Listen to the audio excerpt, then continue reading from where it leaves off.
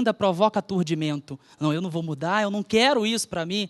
Então, também nos identificamos com a vida material, com a influência da vida material, e esquecemos da nossa verdadeira realidade, que é a realidade espiritual, que é a vida transcendente.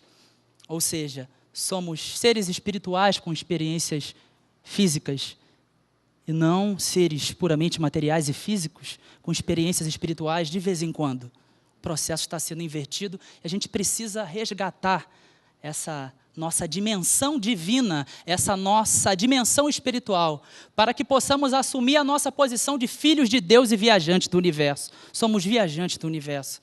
Não podemos nos limitar àquilo que os nossos sentidos conseguem tocar e perceber. Devemos nos abrir para uma possibilidade de processo cósmico, transcendente, interessante, dinâmico. E é isso que às vezes nos falta no dia a dia, nessa vida corrida, fruto do capitalismo, da sociedade de consumo, onde a gente não se olha, a gente não dialoga. Educação de valores, ainda uma utopia, não há espaço nos currículos para isso. É isso que nos falta. Temos muito conhecimento e às vezes temos dificuldade de aplicar isso no dia a dia. O Espiritismo é uma proposta de educação e não de projetos salvacionistas mirabolantes. Toda cabeça lúcida que passou pela história do Espiritismo entendeu o Espiritismo como um processo educacional. Eurípides Bassanufo conta a beleza no trabalho do Colégio Allan Kardec. Herculano Pires entendeu o Espiritismo como uma proposta de educação. O irmão da Heloísa, o Herculano Ferraz Pires, me disse uma vez, na Fundação Maria Virgínia e José Herculano Pires, a pedagogia espírita era a menina dos olhos do Herculano Pires. Por isso, o idealismo em fundar, em criar a revista Educação Espírita, no primeiro volume ele ficou praticamente sozinho. No segundo, outras pessoas ajudaram, Deolinda Amorim do Rio, Iracema Sapucaia, a esposa do nosso querido e saudoso Jorge Rizzini, Humberto Mariotti da Argentina, mas ele foi um pioneiro de muitas ideias que nós estamos discutindo hoje. Educação espírita, educação para a morte. Quanta contribuição o Herculano Pires deu para a humanidade. Então, o Espiritismo é uma proposta de educação. Nós não vamos nos tornar seres como Francisco de Assis de um dia para o outro. Todo cuidado é pouco. Simplicidade. Simplicidade é o que nos falta. Possivelmente, né, a primeira bem-aventurança foi bem-aventurado os mendigos de espírito, uma tradução usada também pelo professor Pastorino, porque deles é o reino dos céus. Mendigo é aquele que pede, que solicita, que não se acha pronto, que não está acabado. Então, há uma semelhança entre a proposta pedagógica e filosófica de Jesus de Nazaré e a proposta filosófica e pedagógica de Sócrates na Grécia Antiga. Tudo o que sei que nada sei. Porque ele fez uma pesquisa em Atenas e viu que as pessoas se apresentavam como elas não eram. Falavam muito bonito, com um verniz social. Às vezes, poetas declamavam poemas, mas não sabiam o real significado de cada palavra que estavam proferindo. Tudo superficial, quando a verdadeira transformação é a transformação que parte de dentro para fora, e nunca de fora para dentro, sem adornos, sem vaidade, sem corrupção, com simplicidade e espontaneidade. Herculano Pires era um grande intelectual, mas era muito humano, ele era muito simples, falava com as crianças, falava com os jovens, gostava de contar anedotas para as pessoas, ou seja, era alguém que vivia no mundo. Conseguiu atingir um nível elevado de compreensão de parte do real, mas não se tornou vaidoso e arrogante por causa disso. A educação para a morte deve chegar até o povo. Não deve ser um curso para atender apenas parte da população, parte da sociedade. Pestalozzi, grande educador do mundo, dizia: o povo sofre, eu quero ajudá-lo. Falta isso, eventos interessantes como esse, para levar esse tipo de informação para o maior número de pessoas. Que as pessoas precisam se educar para esse momento importante da evolução.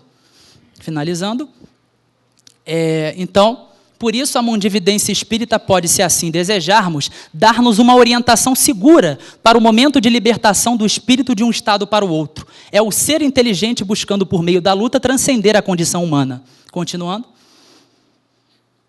Vale destacar um excelente trabalho de pesquisa realizado pelo pensador filiado à metapsíquica Ernesto Bozano, autor de mais de 100 obras, foi mais um dos sábios do século XIX, que foi inclinado a penetrar no dito incognoscível a partir da pesquisa séria e capaz de Allan Kardec. Fazendo uso do método que chamou de análise comparada, durante anos examinou apanhados de revelações transcendentais e trouxe a sua contribuição sobre o tema que estamos discutindo. Mais uma? Eu acho que é a última. Sim. para acrescentar mais um pensamento ligado diretamente à experiência de um sujeito histórico, apresentaremos nesta discussão o pensamento do cristão Paulo de Tarso, decretando a derrota da morte, baseado principalmente na vitória de Jesus, que reapareceu com seu corpo espiritual ou bioplasmático, ou bioplásmico. Paulo dizia aos habitantes da antiga polis Corinto, questionando a morte: a morte foi absorvida na vitória?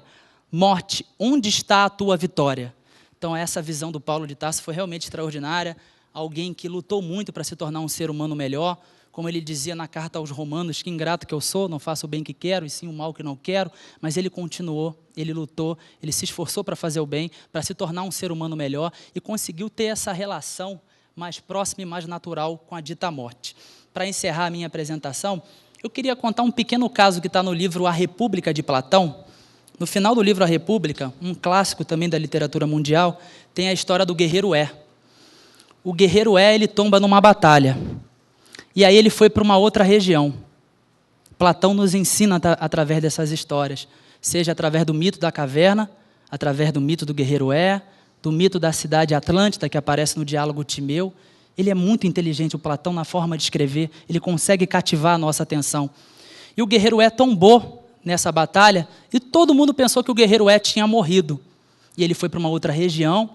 Nessa região ele viu uma planície chamada Létes, que tinha um rio, que continha nesse rio a água do esquecimento.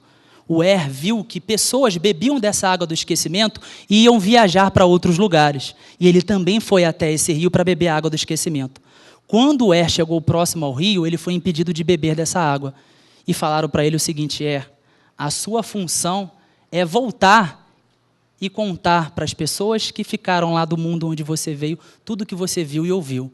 Então foi essa a importância do guerreiro Er, voltando de uma experiência de quase morte para contar o que havia acontecido com ele.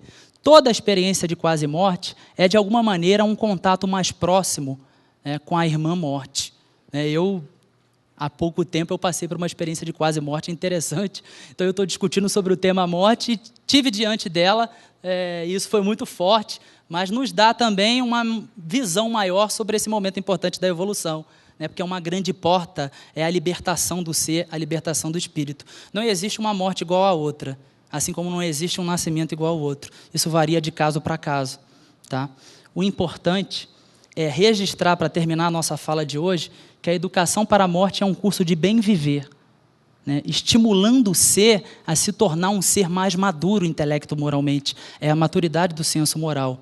Todos esses que passaram por essa porta de forma tranquila e segura, sempre fizeram uso do primo ou irmão da morte, que é o sono, da prece, que também é um dos estados de emancipação da alma, que é um tipo de respiração da alma, e procuraram se esforçar para valorizar o essencial.